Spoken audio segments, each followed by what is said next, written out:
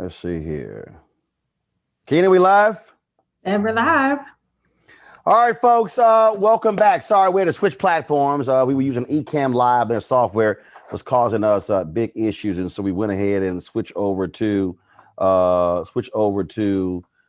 Zoom. So we are back live. We are joined by, of course, Reese Colbert, Black Women Views, Greg Carr, Dr. Greg Carr, Chair, Department of Afro-American Studies at Howard University, and shortly we should be joined by Monique Presley real soon here. So we'll start again. Reese, you got a chance to congratulate Madam Vice President-elect of the United States, Senator Kamala Harris. Yes, I did. Yes, I did. It was such a proud and surreal moment. You know, everybody knows that I am ride or die Kamala Harris. I should say Madam VP Harris. And so, yeah, I was just really, really thrilled to be able to personally congratulate her on just her historic, incredible, monumental win. Nobody was put through the ringer more than Senator Kamala Harris. The campaign against her started in 2017. She had the balls to run, and she ran a damn good campaign, being only the third Black woman to seek a major presidential nomination. That didn't work out, but you know, the Lord works in mysterious ways, and now here she is as VP. And I do want to shout out, I know, Roland, you're probably going to mention this again, Shirley Chisholm, because one of the things that Vice President-elect Kamala Harris did when she kicked off her campaign, it was always a homage to Shirley Chisholm, the great Shirley Chisholm. So this is such a victory it's not just a Black woman victory, because Kamala Harris is now going to be the highest ranking woman, period. You don't have to put race in front of it, in the history of the United States. So it just made me feel with pride seeing these world leaders congratulate Joe Biden. By the way, congratulations, President-elect Joe Biden and Vice President-elect Kamala Harris.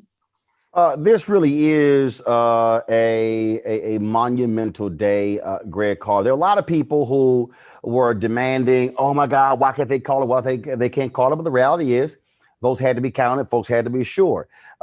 Michigan, Wisconsin, Pennsylvania, also out west, Nevada and Arizona. And of course, he's leading in Georgia. One of the things that I think, and it's so fitting, Greg, Donald Trump had to get the news while he was on the golf course in Virginia, and his ass is out.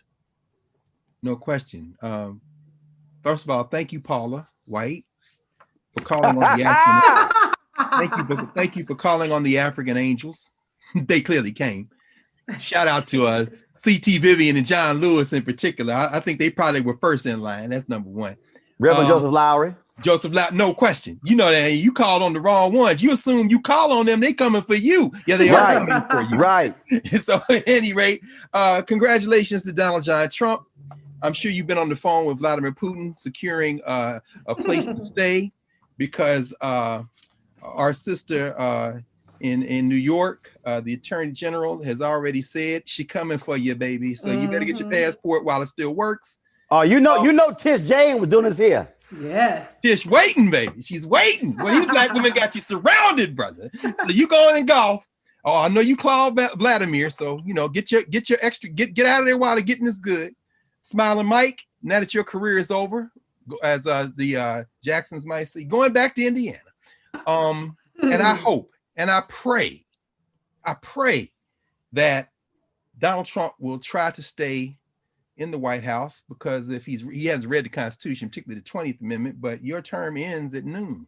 And so at 12:01, I hope some of the sisters who I've met over the years, just in seeing them around and seeing them on posts in the Secret Service, I hope they send them in first, because at 12:01 they transform from your bodyguards to the sheriffs who evict you from the house, brother. So I hope they let the Black women have the pride of removing you physically, because you can't hang. The sisters I've seen on the Secret Service, I don't think you really want to throw no weight around, bro, because you about to be embarrassed on national television. And so, yes, congratulations, Reese. I know it feels good. This sister right here, it's been a long time coming. And to all those Black people, particularly the sisters like Stacey Abrams in Georgia with 800,000 people, hopefully there'll be a rematch in 24 months when you wipe that fool from the governor's mansion. Congratulations to all of our Navajo kin who are the reason why Arizona will continue to be in the blue column. They did that in particularly in Maricopa County. Congratulations to all the Spanish-speaking folk. Not talking about the white Cubans and Venezuelans in South Florida. We know why you mad, because, and we'll talk about foreign policy another day, because Biden Harris gonna have to do something a little different with Venezuela and Cuba, because that's why them people voted for against the Democrats. I'm talking about the ones who speak Spanish in North Philly. I'm talking about the ones who speak Spanish in Detroit. I'm talking about the Puerto Ricans, the Dominicans, and all of the essays who I was told by Black Lives Matter LA strolled to the polls with the Crips and Bloods to put the DA in LA out, but also pulled the ticket for Biden Harris. And congratulations, Joe. 4th time's the charm, bro. Drug you across. Monique Presley, I just saw a photo on Twitter. Donald Trump had to look at the crowds as he was returned to the White House, as them telling him, get the hell on, get gone. Yes. Bye. Bye-bye. See ya. Toodles. Don't let the doorknob hit you where the good Lord missed you. Bye. Talk about what this day means and the fact that we will never, ever hear the end of you damn Howard University people.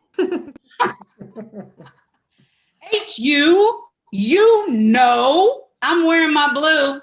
I've been wearing blue for about 7 days straight now. I don't know. I was wearing Black Lives Matter. Then on election day, I switched to blue. And this is where we will be, because look at this, just amongst other things, we have just elected a president and vice president, neither of them from Ivy League institutions, which is where this country thought all the smart people were supposed to have come from, which was completely disproven in this last administration. Well, there were a couple other presidents before who made it pretty clear that's not where they come from, but whatever. I'm too happy today to discuss those things. But a historically Black institution, the Mecca, produced this vice president, this Madam Vice President, and as a graduate of Howard University School of Law, I feel pretty good about that. This is an important day. It's an historic day. It's important for us because this country found a way to pull out of the gutter. The country didn't save itself, though. The Black people saved the country. Thank you, Black women. Thank you, Reese. Thank you for all your work. I love you, kids.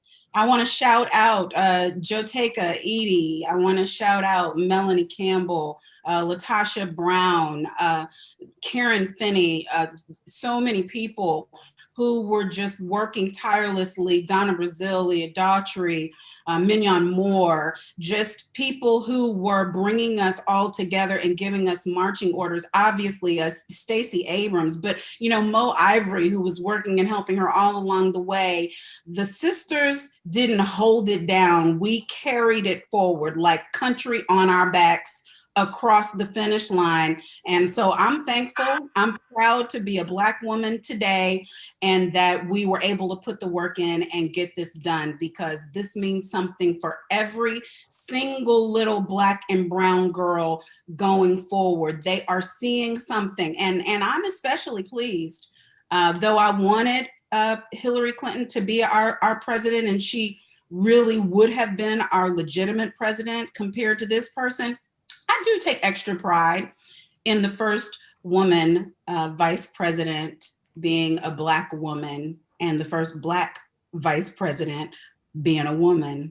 That's all good for me. I think what's so important about this moment, Reese, Monique, and Greg, is that when you look at the reaction for people out there, and you already got, Ari Fleischers of the world on Fox News, oh, we need to give Trump time to process. Hell no. And the other people who are saying that, we need to reach out to the other side. Hell no. Let me be real clear. The folks who voted for Trump voted to continue racism, voted to continue ignorance, voted to continue all those things. And I'm sorry. Mitch McConnell made it perfectly clear how he leads. So does Trump, Stephen Miller, all the rest of them. Nah, this is like in spades. You run a Boston on that ass. What you do is you got here's the thing that I want Democrats to now realize they have shown you who they are. So when you get the power, you use the power. Right. That to me is what I really hope is a lesson, Reese, that Democrats learn from the last 4 years. When you get the power, you use it. Absolutely. Before I answer that, though, I do want to give some shout outs to, since Monique started it, of some Black women that I think are definitely deserve credit today. You have to start with the Kamala Harris for the People campaign. So that's Maya Harris, that's Joyce, that's Misa, that is Deidre DeGier, that is Kristen. I hate that I'm probably going to miss some people. Jerusalem, Felicia, Kishana. I mean, I can keep going on and on. Maya, another Maya. Mina, Star Jones has been ride or die. There's so many. Star is my big sis. So many Black women who really have been ride or die for Kamala. They may not all be household names, but they put in the work, and they really, many of them made history with their positions in Kamala Harris's presidential campaign. Then you have in the Joe Biden campaign. Yes. So many amazing people. If I miss you, I'm so sorry. And then you have Karine Jean-Pierre, who was the first chief of staff to a vice presidential candidate. You had Simone Sanders. And so there are so many incredible Black women that actually worked the campaigns. A lot of people thank me. I was amplifying the work that they were doing. And that's Senator Kamala Harris was Vice President-elect Kamala Harris is doing. But we really, really have to give a shout out to those who really did the grind of a multi-year campaign. Monique, look like you wanted to say something. I do. Okay. But I was trying to figure out how I could say it to Roland without it seeming like I'm saying something contrary on such a happy day. But you know what, Roland? I said when we were on the show a couple of days ago, and I'm going to repeat it now, the Democrats don't have any power that the Black folks didn't give them. So it's the Black folks who have the power. So I don't really have an expectation that the Democrats do this or do that. We got the power. Roland, for the past couple of months I've been working with, we got the power tour. We got power tour with Black Voters Matter and help coordinate for Texas. And that message of love and power is about what Black people can do when we are unified, when we go out to vote, when we set an agenda, when we get together and make things happen. And so what I'm expecting is for the Black people to keep doing that. We now have to place a demand on what we made happen. And so I'm the Democrats as far as I'm concerned. And we're the Democrats because they owe the Black people who from the primary forward ensured that this country come out of a hellhole and have just a chance to come out of a pandemic, a chance to come out of an economic crisis, a chance to survive. So we've got the power. It's no political party. This is power. This is power of the people. And if we aren't the party, there is no party. So I know you're talking to the DNC, talking to the DSCC, all those institutions, but those institutions are nothing without Black women, without Black men, without Black people. And if they didn't find that out this time, I'll make sure they know. And see, they still need us. They need this to happen for January 5th, and that's not going to happen without Black people either. But here's the deal, Greg. This is what I mean. Greg, I think you understand what I'm talking about power. What I'm saying is you're now in positions of power. You're in the White House. You use it. You don't play soft. Look, Trump and the Republicans, they used it. They pushed it beyond the envelope. And what I'm saying is Democrats often the norms and how things are. What I'm saying is when you have it, use it. Mm-hmm. No, of course. And I think we can, there's not going to be any surprise. They've already started. Nancy Pelosi, shout out to Nancy Pelosi, who did not appear on your show. Didn't think she had to. Shout out to Chuck Schumer, who softballed it. And shout out to those who have already started warning folks, and I think Pelosi has already done that, against appearing too left. Hence, we may maybe I don't know, that 55% of white women, maybe there are 3 of them in Georgia somewhere that Nancy Pelosi is scared of offending. We know what the Democrats are going to do, at least the Democratic leadership. They are going to take this for granted. So I couldn't agree with Monique more. Black folk are the reason. A lot of non-white folk, beginning with Black folk. And of that so-called 18%, I don't know, as you know, what the exit poll is saying, that black men that voted for Trump, I don't know how many of those are Afro-Latinos. There are cultural issues involved in that. But as you said the other night, we know that the number one constituencies, led by black women, and then black men were the ones who voted for Trump. Voted for Biden Harris. But we know this. We know the Democratic Party is going to sell black people out. That's what they do. But what we should recognize now, as Monique has said, that black people are voting in their collective interests. Yep. And so the clock now starts. The clock starts for a 24-month window to celebrate tonight, have a great time, enjoy all the schadenfreude, see these people. Van Jones, by the way, let me stop here. Van, stop crying. Damn.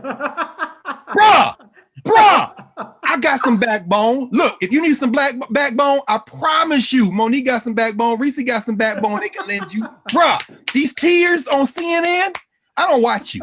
Somebody sent me a video. Yo, you know what? No, I'm sorry. I don't need one. Go, Greg, go. Let me pause. Cry on, brother, because anybody paying attention to you. So black people now must push the agenda. That means, Roland, help me, because I know you got the stuff at the tip of your face. You can still register to vote in Georgia to participate in the runoff. December 7th. The deadline to register in Georgia is December 7th. And if you're going to be 18 years old by election day, January 5th, you also can register for this election as well. The reason that's important. You can move to Atlanta and register. No, there are people moving. Yeah. The deadline has not passed for residency. If you've got 3 quarantine months to spare, you working from home anyway, what would Jesse Jackson say? Move like somebody. Get yourself to Fulton County and make it count. You know, you've been waiting to go to the South. I'm sure there's some Bloomberg money somewhere. Somebody got some money to take care of some apartment for 3 months, 4 months, 6 months. You might want to stay, because I'm not saying be fraudulent. I'm saying move like somebody.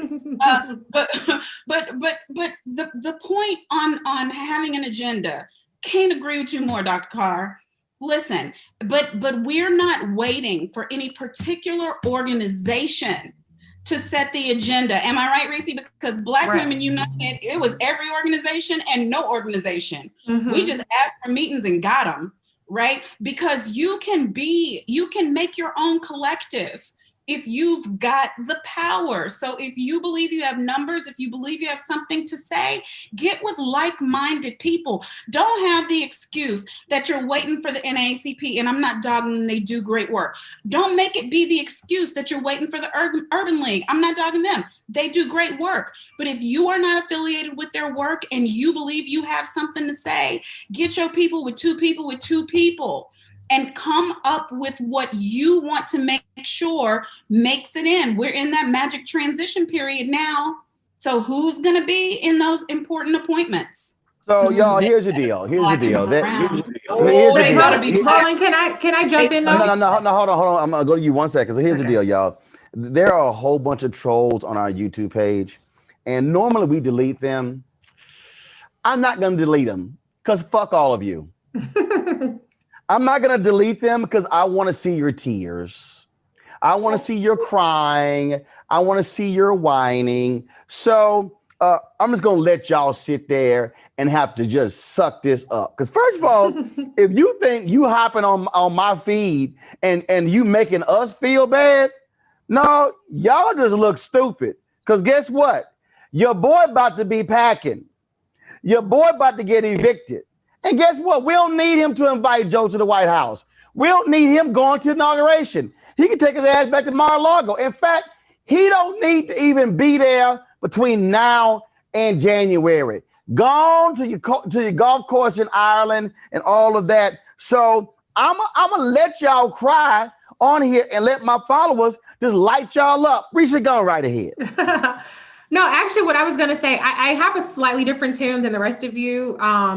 Because I think that it would be wise, and particularly for Black people, to do what they didn't do enough of, in my opinion, and that is really galvanize behind Senator Kamala Harris. If you actually look at her track record, which I am the encyclopedia on, she really has always had, and in terms of her legislative career, a lens towards intersectionality, and particularly the things that benefit Black women, like for instance, Black maternal mortality. She was the first one to introduce a bill to try to end that discrepancy. As a senator, she introduced the Uterine Fibroids and Research Act, and so on and so forth. And the COVID Racial and Ethnic Disparities Task Force, that is the #1 pressing crisis in our country. And in particular, it's impacting Black people. It went from 1 in 1,000 Black people as of September who have died from COVID to, by October, 1 in 920. And so if we really, instead of treating it, and listen, they are a team, be clear. And I think that Joe Biden, President-elect Joe Biden, has made it clear that he plans to partner with Vice President-elect Kamala Harris, but she is our seat at the table. And so instead of how we typically, and I mean, collectively as a community, we typically look at politicians in a completely adversarial way, let's partner with her. She has partnered with so many organizations throughout her legislative career. If you look at any of her press releases, there's always a slew of organizations on any particular issue, particularly Black organizations. And so we have a seat at the table. Instead of being completely adversarial towards it, let's really work and really put our political win behind Kamala Harris's back, and we will see more things happen. And last thing I'll say is one of the things, now granted, Joe Biden is going to be the president, okay? He is the man. He's the one who can issue executive orders. But one thing that was often overlooked in Senator Kamala Harris's policies when she was running for president is she had a lot of policies that took into mind, what if Mitch McConnell is still the majority leader? And so she had a lot of executive orders baked into her policies. And so that's an opportunity, at least. We don't know what's going to happen in Georgia. Lord willing, we'll get those 2 seats and she'll be the tiebreaker. But I think that she has that, at least that competency and that ability to communicate priorities through to Vice President Joe Biden. Obviously, he has 8 years of experience being President Obama's right hand. But I think really that she's going to push the envelope. But we can help her push the envelope if we actually galvanize behind her, because I don't think that there's as much work to do policy-wise as people expect. As a person who has combed over every single policy that she's had, and when people say what they want, it's already there in her policies. So I don't think that we have a large bridge to go in terms of policy, particularly with Senator Kamala Harris, but we have to be strategic in how we push our politicians. So if we galvanize and we support Senator Kamala Harris, who, by the way, the campaign against her in 2024 has already started, okay? And so she's gonna be under siege from day one. And so that's where I think we can really leverage all of this power that we've displayed that we have undeniably, and really get behind her. I'm not saying co-sign everything that she does, but I'm just saying where we know for a fact that she has these priorities, let's put some political wind behind her back to help push Joe, because I think we all know and recognize that Joe is way more moderate, way more centrist, and he doesn't have as much intersectionality in terms of his policy history that Senator Kamala Harris, Vice President Kamala Harris does. So that's where I'm gonna. Well, but here's the deal. Here's the deal. Okay, all of that's fine, but let's just be real clear. None of that means a damn thing if Raphael Warnock and Jon Ossoff are not elected senator in Georgia. Because the reality is this here. Democrats control the House, 227 votes, okay? Bottom line, Greg, Monique, and Reese, is that if the Democrats do not get control of the United States Senate, it's gonna be split. You're gonna have Mitch McConnell doing whatever the hell he wants to do. If Ossoff and Warnock are able to win, it's a 50-50 tie. Then Madam Vice President Kamala Harris actually breaks the tie. You know what? Hold up. Here's the deal. I'm not calling her Madam Vice President. She's Vice President, because we don't say male Vice President. She's Vice President. So Vice President Kamala Harris will be breaking the tie. Mr. Vice President, Madam Vice President. No. I'm saying that for a reason. But first of all, you can say. First of all, I don't even say Mr. President. I just say President, and I call Donald. So here's the deal. Here's the deal. I think what has to happen here, Greg, is, and I've been saying this to these white progressives who have been whining, to Black folks as well, especially all these damn Bernie people, and then to the people who are attacking Project Lincoln. The Lincoln Project. Y'all, the inauguration is in January. There are 2 elections before then. All of the focus needs to be on Georgia. And what I said on the show last night, Greg, and I meant every word of it. I don't want to hear from Nancy Pelosi or Chuck Schumer or anybody in Washington, D.C. Our general patent in Georgia is Stacey Abrams. And I want the campaign I want Stacey Abrams and the campaign managers of Warnock and Ossoff to give the marching orders, because they have to run to win Georgia, not anybody else. And so it's all about keeping folks focused. And so if people are out there, our energies need to be on that, because if we're able to win those 2 seats, then you can execute an agenda. Otherwise, this is all Mitch McConnell is going to do for 4 years. Can I also jump in too? Because I think people are overlooking Congresswoman Lucy McBath. She actually flipped a red district, okay? And she just won re-election by an even larger margin. So when we're talking about a winning electoral strategy, we should also be absolutely looking to what Lucy McBath was able to accomplish, not once, but twice. Mind you, the person that Lucy McBath defeated was a person that John Ossoff lost to. And so I definitely think that Lucy McBath needs to be a much more part of the conversation when it comes to Georgia. But I do agree that everybody else outside of Georgia needs to back off and put all of their resources and their capital behind the people on the ground who know what the hell they're doing. Greg? Right, but the thing Well, that I hold want on one second. Greg, okay, I want to make sure Greg still can hear us. Okay. Yeah. Got it. Okay, I'll just make sure audio. Go ahead. Can I go? Okay, so the thing that Reese said before that was so important that I think connects with the Georgia election is where Momnibus is concerned, right? Where the Black women mortality, does anybody know where the highest Black mom mortality rate is? It's right there in Georgia. Hello, Georgia.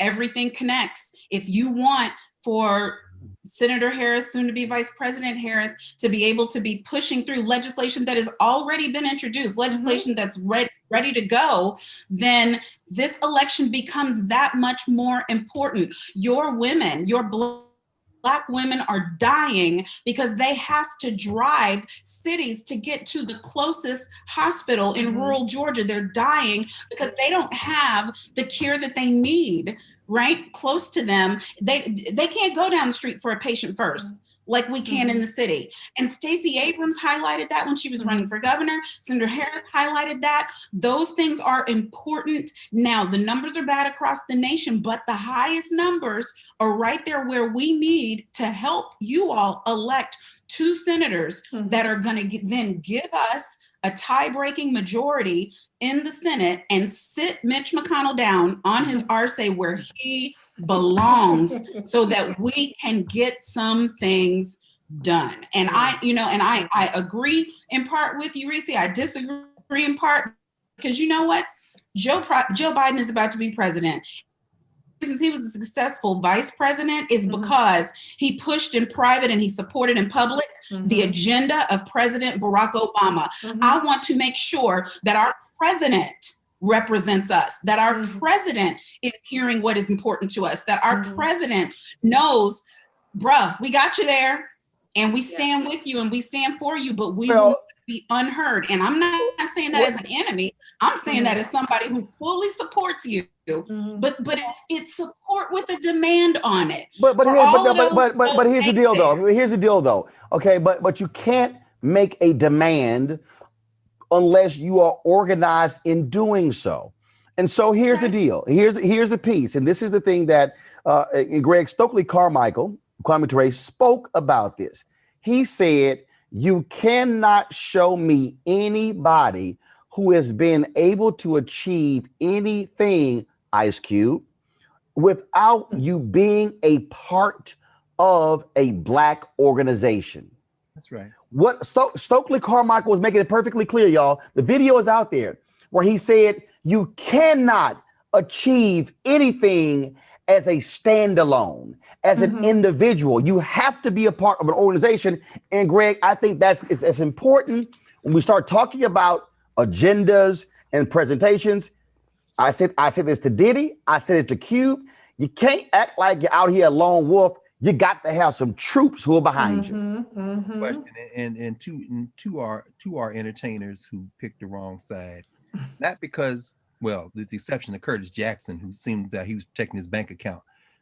Not with the idea of individual advancement, because they truly want to see the advance of our people. You know, in terms of healing, that's the healing that we can do in the Black community, in the sense that y'all just picked the wrong thing. It was a question of timing. Now we need to move forward. As Reese said, read the Lift Every Voice plan and see how much of what Cube you were talking about is already in there, that kind of thing. So that's on them.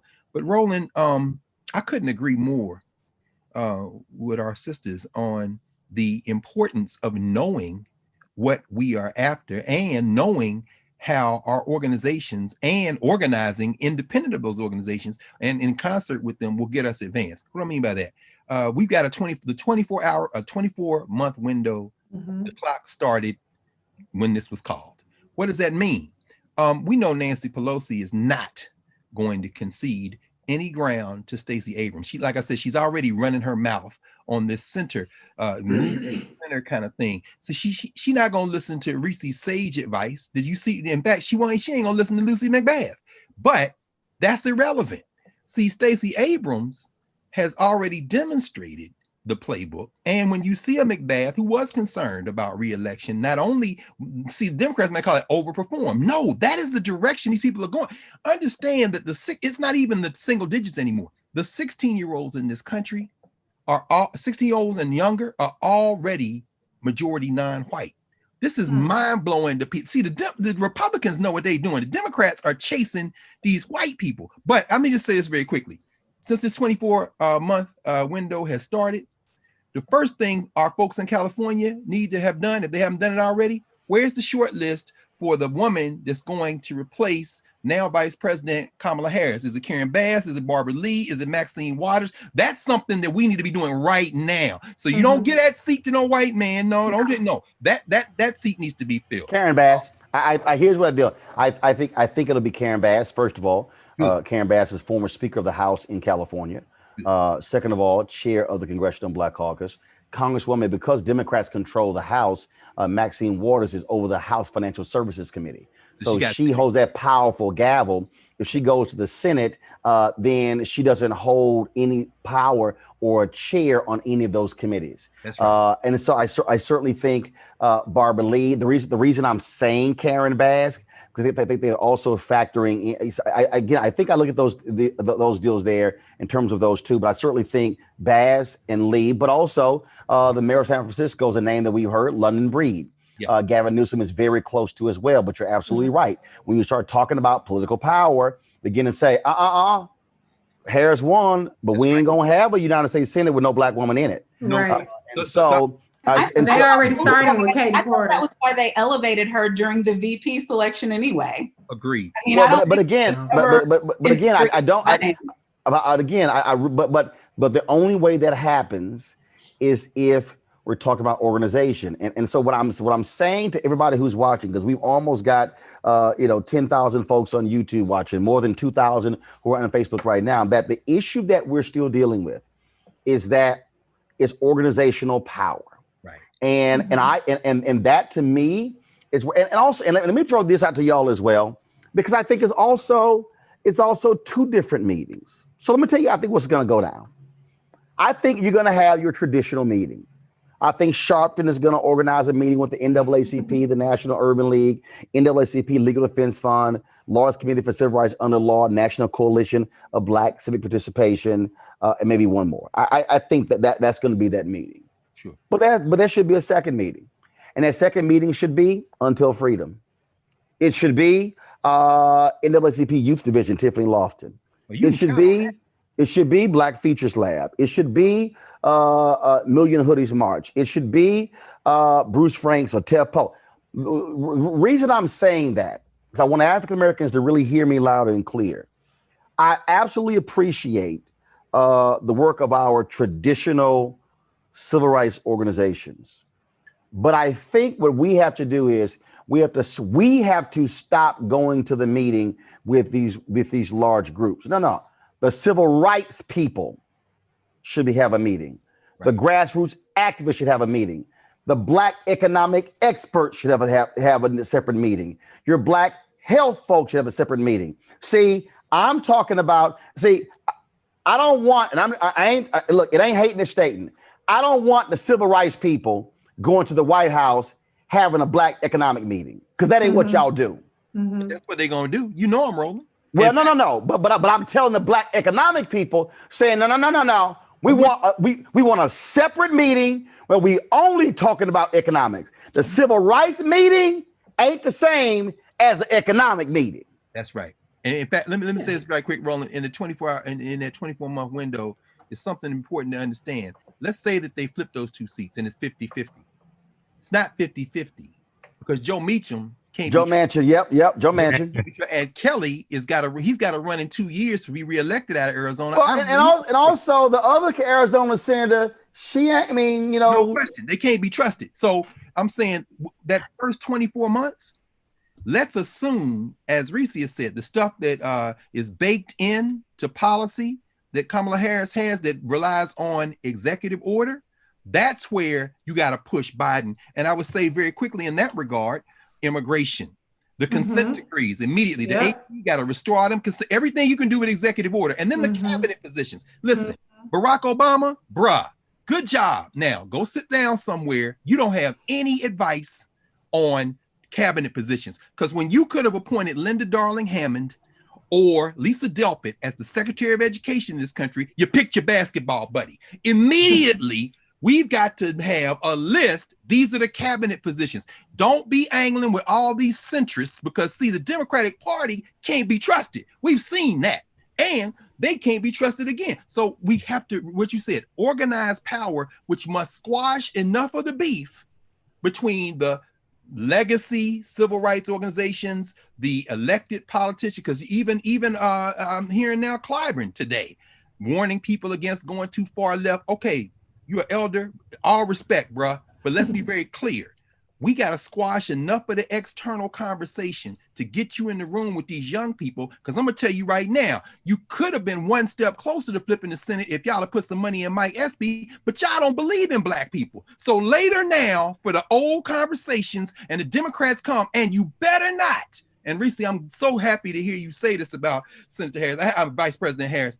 You better not try to fix your mouth to send Vice President Harris in to calm the Negroes down if they get a little too rowdy. Because see, we know how y'all play. We've got since the 1960s on how the Democrats play this game, and certainly since Bill Clinton. And if you study your history, you know that's the move they're going to next. They've already previewed it. And Andrew Yang on CNN talking about reconciliation. We remember Reconstruction. There is no healing in this nation because it ain't no nation. White people have voted against humanity, and black and other people voted for humanity. So all this healing talk, all this purple talk, all this red state, no blue states, United States, shut up.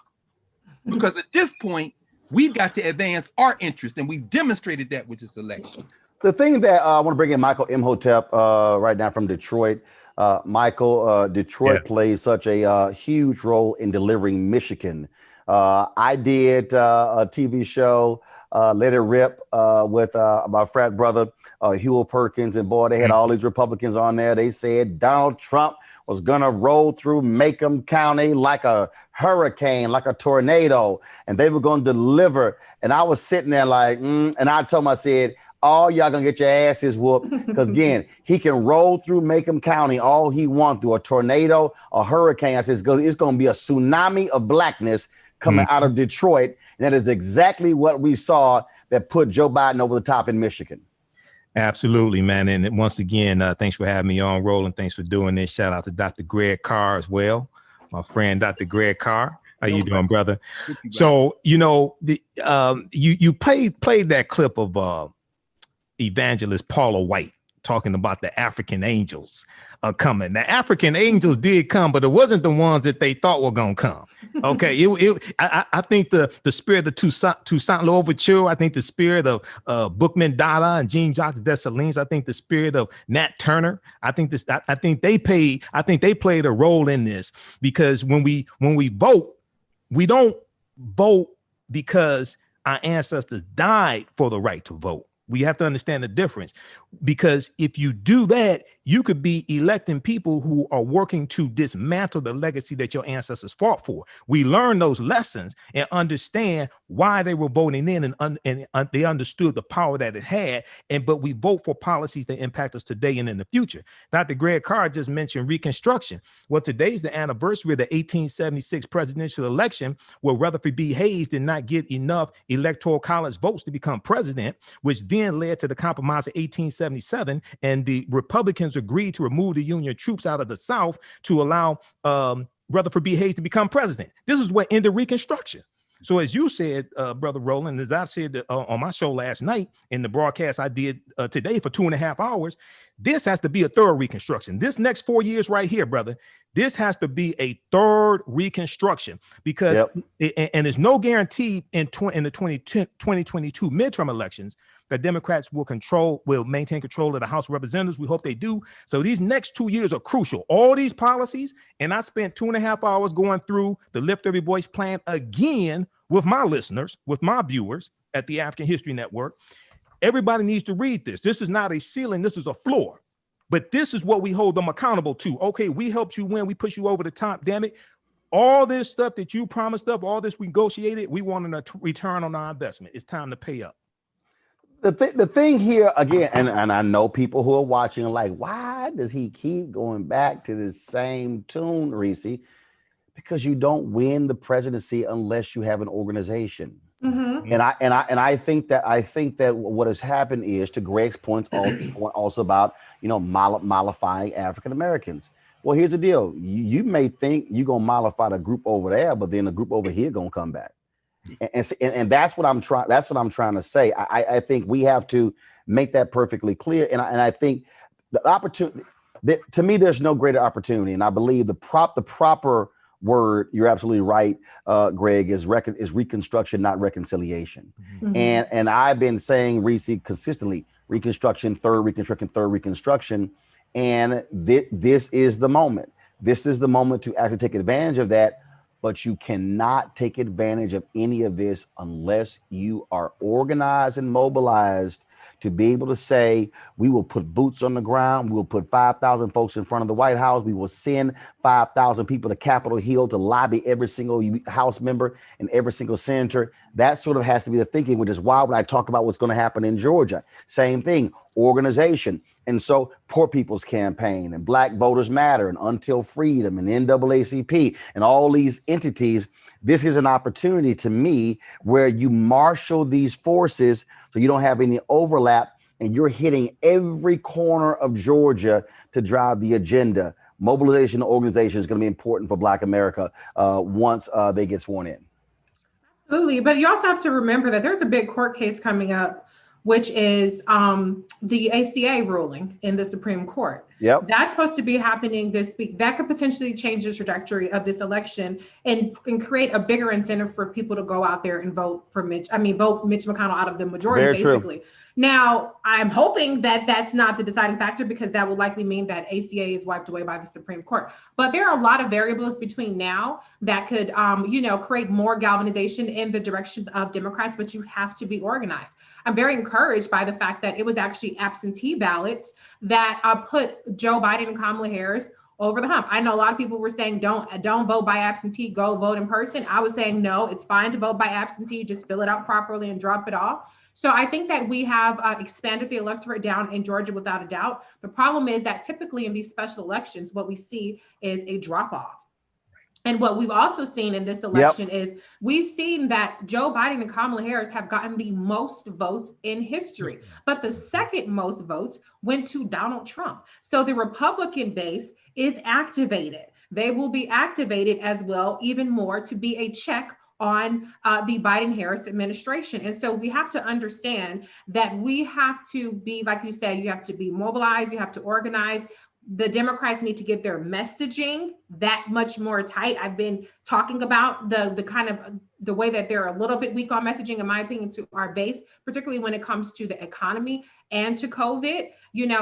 Atlanta, Georgia is wide open. Okay. And so you're going to have to communicate in a message that resonates with them, that doesn't sound like you're going to shut down the economy and cost them jobs and things like that. And so I think that there's a lot of work to be done in a very short period of time, but all hands on deck will be on Georgia. Hopefully, like I said, it will be as a support and not as too many chiefs and not enough, I don't want to say the rest of that saying, anyway, but you get my drift. But another thing I want to introduce to the conversation is it's not just putting pressure on the Democrats. We've only talked about putting pressure on the Democrats. We need to put pressure on the Republicans as well. There are a lot of red seats, Republican seats, that are up to Dr. Carr's point in 2022. That's that 24-month agenda where those folks are going to be much more endangered, hopefully, if we all stay activated, than these folks. We were playing on Republican territory in this election. Alabama, all these other places, those were going to be hard seats, damn near impossible to win. It was going to take massive galvanization and things like that, and Republicans flipping. So we have to always keep in mind that we don't just pressure one party. One party is getting our votes because we're aligned with their interests, but we still have to hold the Republicans' feet to the fire as well. Because if they think that they're just going to be able to obstruct the way they did under the Obama administration, that's exactly what they're going to do. So we have to pressure everybody. But the last thing I want to say is, to your point, I completely agree with you that the civil rights organization doesn't just speak for all of the policy agenda. I think we talked about this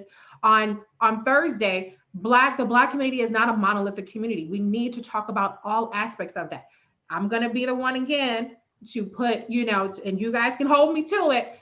I've seen where Senator Kamala Harris understands that, because each of her policies, economic policy, climate change policy, I can go on down the list. She's always partnered with Black organizations. And another thing, the last thing I'll say is that organizations also have to be strategic too. The one thing I could say about the NAACP Legal Defense Fund, they do the work. They don't just have the people who are, riling people up on Twitter and on social media. They do the work. So if you're going to be an organization and you're going to be taken seriously, you got to put some work in. You can't just be a flamethrower, because then you're going to get written off, and that's going to be that. You're just going to be mad. So there's a lot that has to go into it, but let's keep everybody accountable, and let's not eat our own when it comes to at least the next 2 months. I do want to talk about, Monique, again, the moment that we are in. And as you see the reaction from people, as you see the folks in the streets in New York and DC, I mean, massive numbers who are gathering as well. And I'm sure you got the folks who lost, who are mad, they still threatening lawsuits and all stuff along those lines. But the reason that's important, because really, when you think back the last 4 years, when you think about how this nation accepted nasty, sick, despicable as being okay. When I look at the endorsements of Brett Favre and Jack Nicklaus, Yes, sir. and when I go back and I broke it down the other day, this I can look past these things.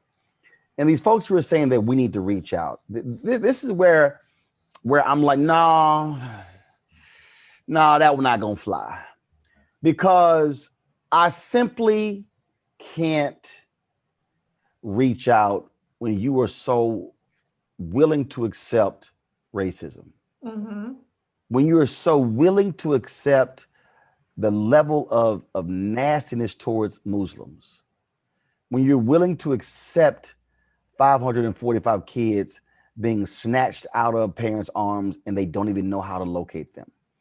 I'm sorry, I can't look past that. Well, I'm not obligated to look past it.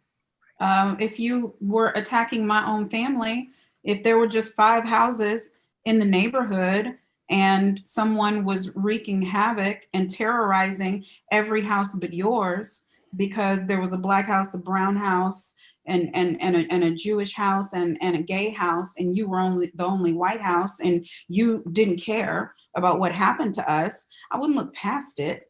You would get removed, as we did here, and then you would take this medicine.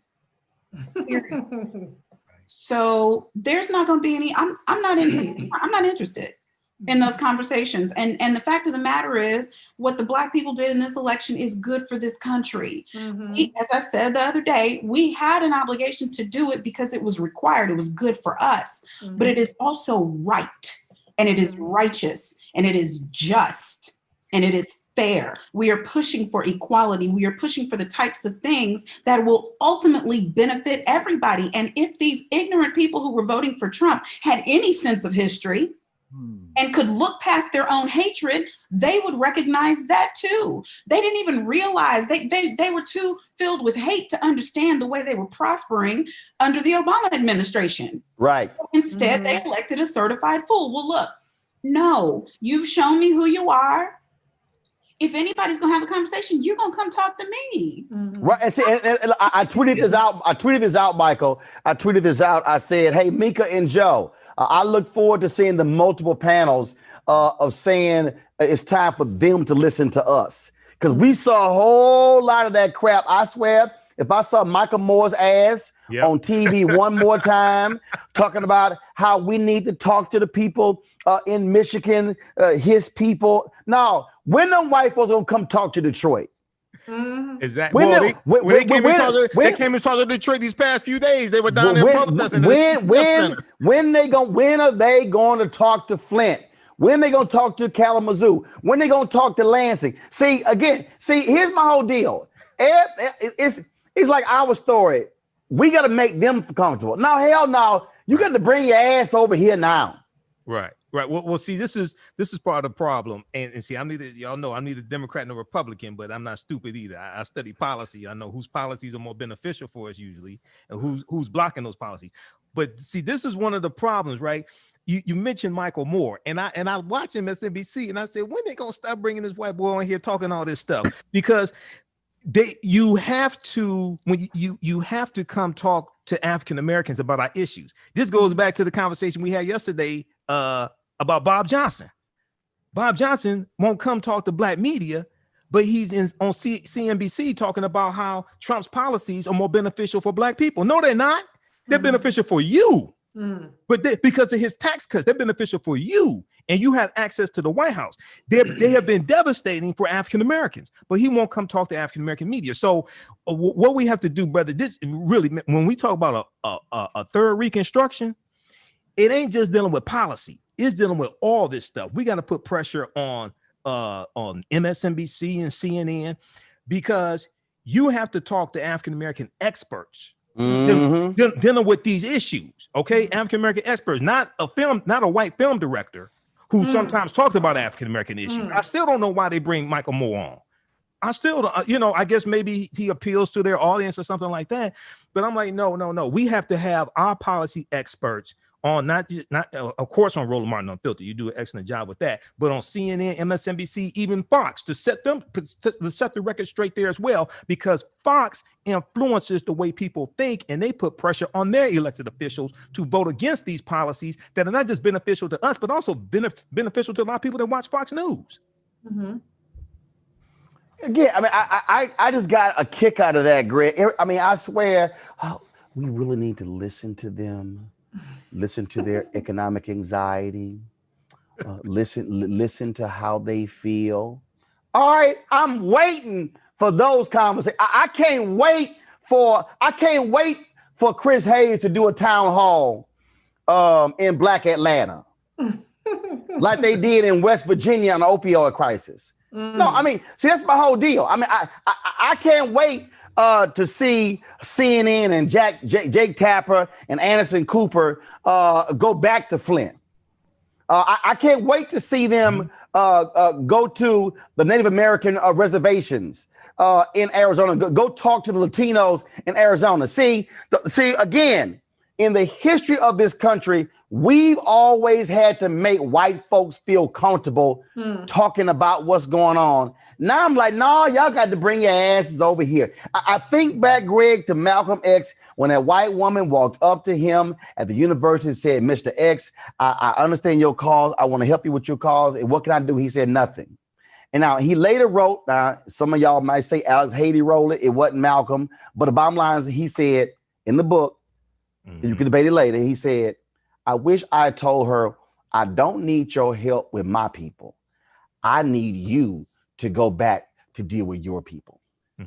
Yeah, Roland, Monique said something a second ago that really captures the essence of what we're facing. She said, we voted in this election with us in mind, what was best for us, but we also voted what was right, what was just. The the the countries we live in are artificial. Human social arrangements are created by human beings. The nation state is a recent phenomenon in world history, and this is a settler state, meaning it was never intended that we'd be having this conversation. We're supposed to be working in the death camps. The Native Americans are supposed to be dead. Most of the white people in this country are descended from people who immigrated here after the state was established. But the thing that they're clinging to is whiteness. And so, Monique, your point you raised, sis, is really the crux of the issue. And after we get out of here, I'm going to spend a lot of time reading and thinking tonight, because what these people have to give up is their whiteness. Yes. Joe and Mika are white nationalists. Joe has already started trying to rehabilitate his Republican friends because he never left them. They were friends with Donald Trump. They were offended by his vulgarity. They were terrified of the prospect that he could undermine the state they live in. This is about American nationalism, which has always been about white supremacy. But when I think about the fact that, and maybe see, this is the interesting thing with this election. 2020 may be too soon, but you're always talking about the reckoning. There is going to be a reckoning, but the United States of America, I don't expect, I always say this, and I mean, I'm not the only one. I don't expect the United States to be here much longer in its current conflagration, and it's the way it's constituted now, because whiteness is so valuable a resource that a majority, looking at that's the poll in the last couple of days, a majority of white people who voted for Donald Trump, an overwhelming majority said that Joe Biden and Kamala Harris would be more prepared to deal with the coronavirus, meaning they literally voted to pick their whiteness over their lives. And so what we're seeing in Georgia with Stacey Abrams, for example, and all those women and men who are around her, we're seeing Black people awakening, a new generation, because previous generations knew it. A new generation of Black folk are awakening to their political power. Mike, my dear brother, what these young people did in Detroit, I'm getting reports out of Detroit from my very good friends. One of my friends, Lethea Watkins, who teaches at Howard, known her for 30, we went to law school together. Her mother was an election judge. Her mother reporting she's in there sitting next to young people who've never been in the process, who went down and got trained as judges. And you know what they know now? Hell, I can be in here verifying signatures and counting votes. I ain't never leaving this room again. There you go. Pelosi will never understand. And what Stacey Abrams has tapped into is not a D or an R, it's Black self-determination. And Reese Sisters, as I say, I think you're absolutely correct. Kamala Harris has a moment now. And maybe it was going to be 2024 or 2034, but with the tipping point, she's got to seize this Black thing, and this DNR piece, you're gonna have to move, because if not, if Stacey Abrams plays this right in 24 months runs and becomes the governor of Georgia, I expect a primary challenge in 2024. And it may be then that the Pelosi's and the Schumers realize this ain't your tool anymore, because these people that have been brought into the process, they ain't got no allegiance to your country or your whiteness. It's over. Reese, I gotta ask you this one. Donald Trump tweeted this: 71 million legal votes, the most ever for a sitting president. Yeah, but you also the first president to lose in 28 years. I love, yeah, I got that's like, look, that's like the Falcons saying, yeah, we were up 28-3 the third quarter. Yeah, but your ass lost. Well, like I said in the primaries, there goes that white math. White math says you get fewer numbers, but you somehow better than the person who Black and got some numbers. So yeah, 71 ain't enough, boo. It ain't enough. Bye-bye. See you later. Bye. Okay. It is what it is. And the genius part about all of this is that, one of the things that was never fully investigated in 2016 was what the hell happened to those voting machines. I think for the sake of democracy and for the sake of not wanting to have panic in there, everybody just moved along, even though there was ample evidence that, we know for a fact that at least Russia had successfully hacked the voter databases.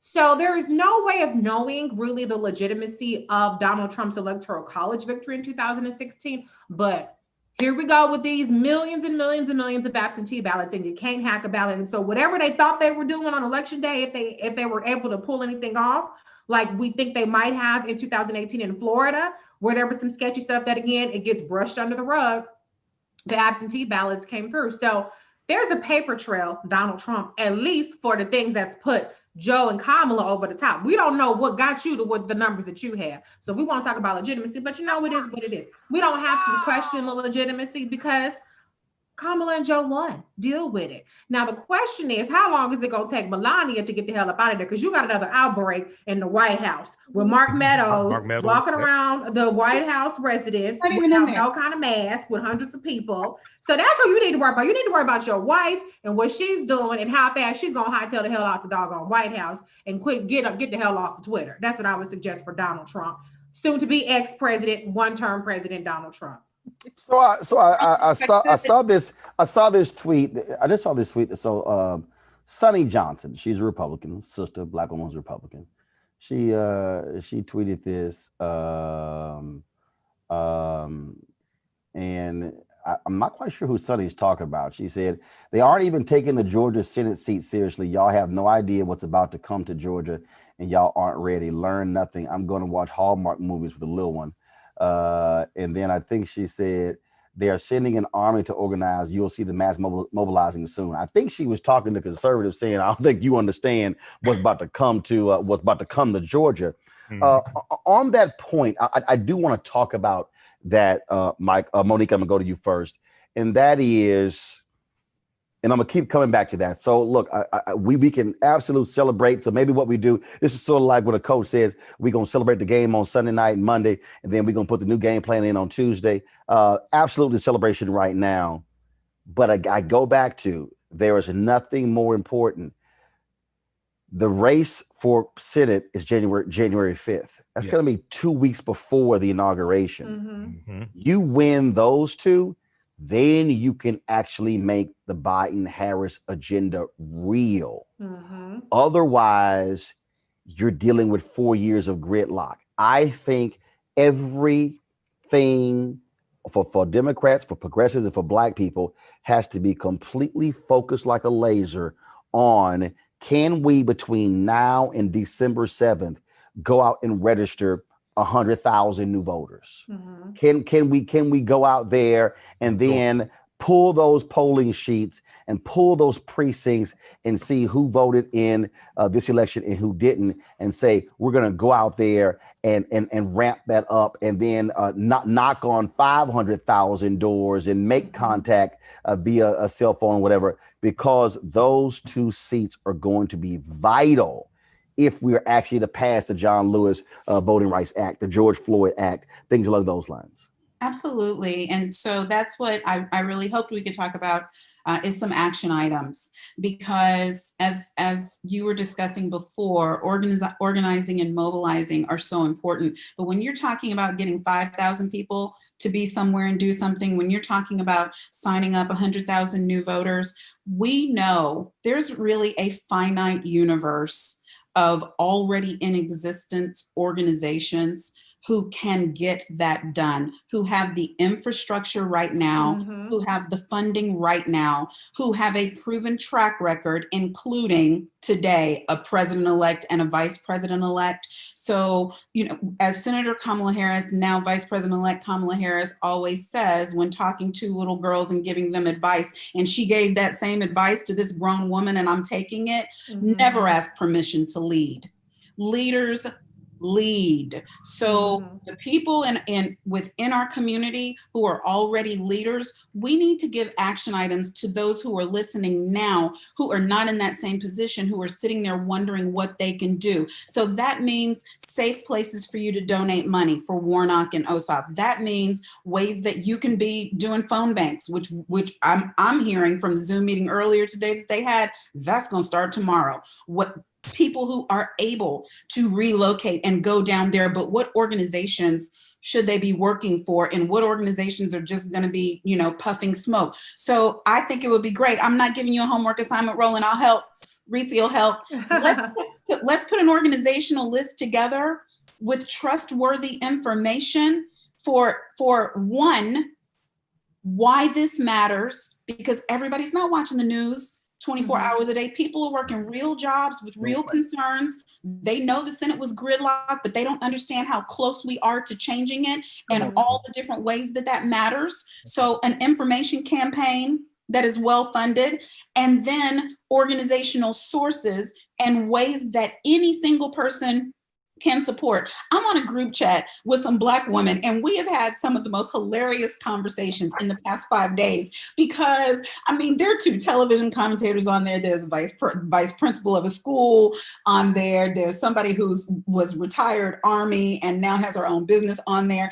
And so if you looked at us, you would think all of us maybe would understand our way around some basic civics.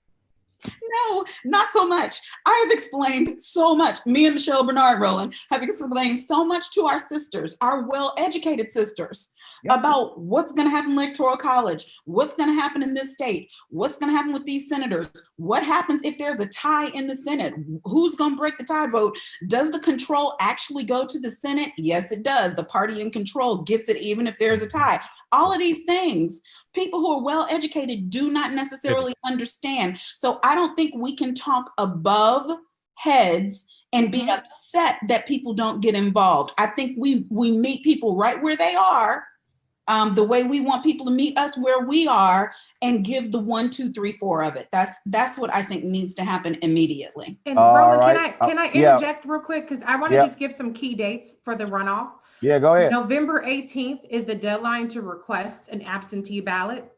Early vote, the deadline to register to vote in the runoff is December 7th. Again, like Roland said, if you will be 18 by election day on January 5th, then you can register to vote. But also early voting starts December 14th. So like we've seen, elections are not a one-day event. So we have from December 14th through January 5th, and I don't know what the weekend votes are, I don't have that information handy. But starting December 14th, you can go in person, depending on your county, and actually vote. So we don't just have to just galvanize on one day. We should definitely be working to get people out as early as December 14th. We should be working to get people, make sure if you've done an absentee ballot and you're comfortable with it, requested by November 18th and register by December 7th. So those are really important early dates that are coming up almost immediately.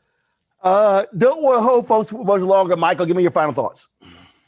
Well, brother, it's this is the end of one chapter, beginning of another chapter. We have to mobilize. January 5th election is critical.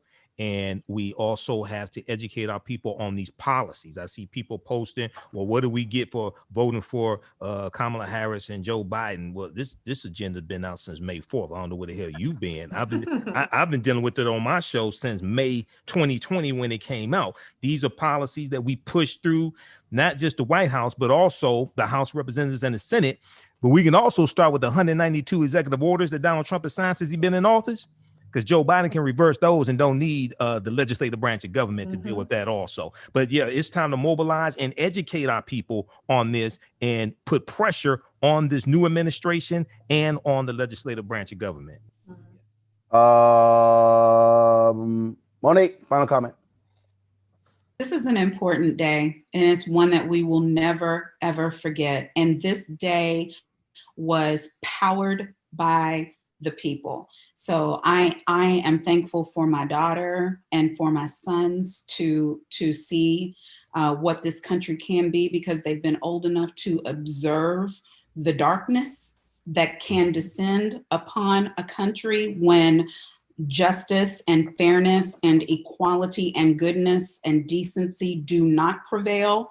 But I am glad to see that they can see that we have an answer for that we have the power to control our own destinies. It's not things being done to us and for us. If we engage, then we change our own futures. We save ourselves. And so today is the first day of a future that is much brighter than it was looking some months ago. And I look forward to leaning way in and being involved. And I urge each and every one of my brothers and sisters, whatever color, hue, nationality, race, sexual orientation you are, we need you. If you talking straight, I'm talking back to you. That's all. Reese. I have to say again, congratulations to Vice President-elect Senator Kamala Harris.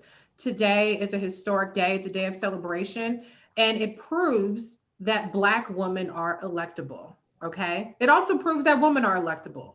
And just as Shirley Chisholm made it such that Senator Vice President-elect Kamala Harris saw what she's capable of, now no matter who you want to talk about, you can talk about a Stacey Abrams, you can talk about an AOC, you can talk about a whoever, but it's Senator Kamala Harris that has placed her stamp in history that will make any other woman of any race credible as a candidate from this day forward. She is peerless in history as the highest ranking woman to ever hold office in this country. And so I completely salute her. I celebrate her. I will continue to amplify her. I will continue to make sure she gets her roses and her just due. She will not be written out of the conversation. She will not be marginalized out of the conversation, because we have, for the first time ever, a woman, a Black woman, a woman of South Asian descent that will hold the second highest office in this land. And that matters. Greg Carr. Absolutely. We were not brought here to be in any of this. We were supposed to work. And once we fought our way out of that, we were supposed to leave or get put out or die. Well, we're having more babies than white people are. Their death rate is exceeding their birth rate. And we're at an event horizon.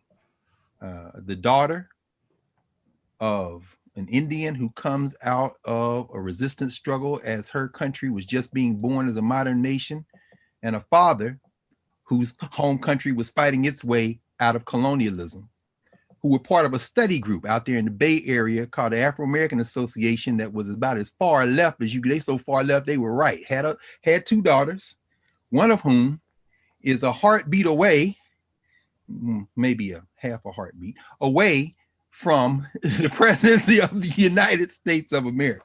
That is not the plan, George Washington and his slave master friend. So I remember 8 years ago, we were at Crampton Auditorium and the fire marshal said, "You Negroes got to get out of here because it's 10,000 more y'all supposed to be in here," when they called the last state with Barack Obama. And I don't care what the politics are. When you got young people together like that, when they called it, we turned the television off and poured libation. We can't do that today. Understanding that women gave birth to every human being that will ever walk the planet.